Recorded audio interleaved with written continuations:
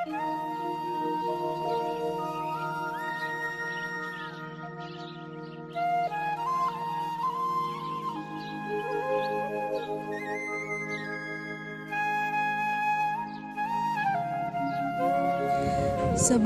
saya awali dengan panganjali umat Om Swastiastu.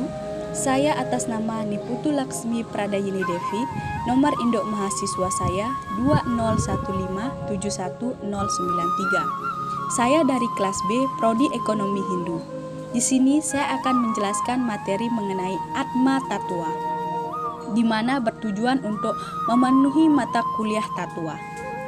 Hindu adalah agama tertua dalam sejarah perkembangan agama di dunia termasuk di Indonesia. Sebagai agama, Hindu tentunya memiliki pedoman hidup yang tidak hanya memberikan tuntunan bagaimana melaksanakan kehidupan antar umat Hindu, tetapi juga dalam berhubungan dengan umat lain.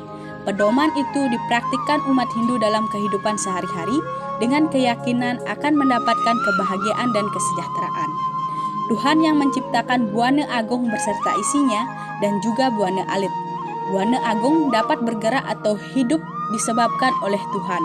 Tuhan atau Sang Yang Widi yang ada di dalamnya Buana Alit disebut dengan Jiwatman. Sebagai umat Hindu, kita percaya dengan adanya Atman yang memberi hidup kepada semua makhluk. Atman merupakan percikan sinar suci dari Tuhan, atau ada yang menyebutkan juga bahwa Atman adalah bagian terkecil dari Brahman. Atman bersifat kekal abadi. Atman yang ada dalam makhluk yang satu sama dengan Atman yang ada dalam makhluk lainnya.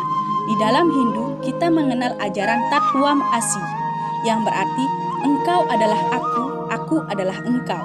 Kita semua sejatinya sama. Di dalam dewasa ini, banyak terjadi hal-hal yang asusila, seperti seorang ayah yang tega membunuh istrinya sendiri, memutilasi, pemerkosaan, dan tindakan-tindakan kriminal lainnya. Apakah mereka tidak menyadari dengan apa yang mereka lakukan? Seharusnya, sesama manusia kita harus saling menghormati dan menghargai, bukannya saling menyakiti dan sampai membunuh. Oleh karena itu, memahami hakikat dari Atman mempunyai arti yang sangat penting, dengan menyadari bahwa manusia sesungguhnya adalah Tuhan atau Jiwatman yang mempunyai akal dan pikiran, dan kita sejatinya adalah sama. Maka jangan sampai melakukan hal-hal asusila yang dilarang oleh Tuhan. Atman adalah sinar suci atau bagian terkecil dari Brahman atau Tuhan yang Maha Esa. Atman berasal dari kata an yang berarti bernafas. Setiap yang bernafas mempunyai Atman, sehingga mereka dapat hidup. Atman adalah hidupnya semua makhluk atau manusia, hewan, tumbuhan, dan sebagainya. Kitab suci Bhagavad Gita menyebutkan sebagai berikut.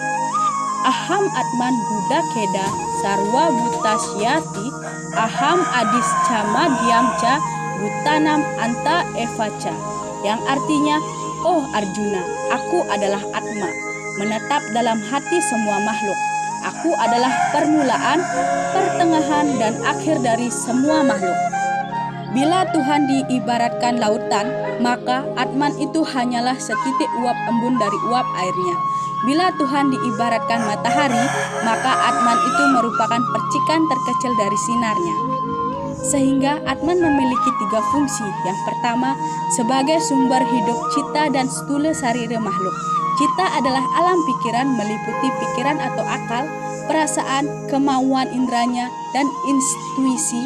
Sedangkan stula sarira adalah badan wadah seperti darah, daging, tulang, lendir, otot, sumsum, otak, dan sebagainya. Yang kedua, bertanggung jawab atas baik buruk atau amal dosa dari segala karmanya makhluk yang bersangkutan. Yang ketiga, menjadi tenaga hidup dari suksma sarira manusia yang bersangkutan. Adapun sifat-sifat Atman itu sebagai berikut.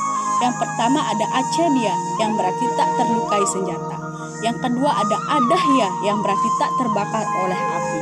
Yang ketiga ada Akledia, yang berarti tak terkeringkan oleh angin. Yang keempat ada Acesya, yang berarti tak terbasahkan oleh air. Yang kelima ada Nitya, yang berarti abadi. Yang keenam ada Sarwagatah, yang berarti ada di mana-mana. Yang ketujuh ada Satanu, yang berarti tidak berpindah-pindah. Yang kedelapan ada Acala, yang berarti tidak bergerak. Sanatana berarti selalu sama dan kekal. Yang ke-9 ada Awiyakta yang berarti tidak dilahirkan. Yang ke-10 ada Acintia yang berarti tak terpikirkan. Yang ke-11 ada Awikara yang berarti tidak berubah. Yang ke-12 ada Sanatana yang berarti selalu sama. Atma Tattva adalah kepercayaan bahwa terdapat jiwa dalam setiap makhluk hidup yang merupakan bagian dari Pancasradi sebagai keyakinan dalam beragama Hindu. Dan pada dasarnya disebutkan bahwa Atman adalah suci, namun setelah bersatu dengan tubuh ia pun kena pengaruh maya dengan segala bentuknya. Atman menikmati waisyanya dan terbawa dalam suka duka hidup. Kesucian Atman itu disebutkan dalam kitab-kitab agama Hindu. Naiwa setri na puman esa na caiwayam na pamsaka yatnyat cariram adate tena sarakyate, yang artinya ia tidak perempuan, ia pun tidak laki, ini juga tidak banci. Apapun badan yang dia ambil, dengan itulah ia didukung. Begitu pula dalam ajaran Hinduisme juga, sebagaimana dijelaskan, sejarah agama Hindu disebutkan bahwa jiwa yang terdapat dalam makhluk hidup juga merupakan percikan yang berasal dari Tuhan dan disebut dengan Atman. Jiwatman bersifat abadi, namun karena terpengaruh oleh badan manusia yang bersifat maya, maka jiwatma tidak mengetahui asalnya yang sesungguhnya. Keadaan itu disebut avidya atau kegelapan pikiran. Hal tersebut mengakibatkan jiwatma mengalami proses reinkarnasi berulang-ulang. Namun, proses reinkarnasi tersebut dapat diakhiri apabila jiwatma mencapai moksa, bersatunya Atman dengan Brahman. Sekian pemaparan materi dari saya. Kurang lebihnya saya mohon maaf. Jika ada salah kata mohon dimaafkan. Saya tutup dengan Parama Santi. Om Santi Santi Santi Om. Matur suksema.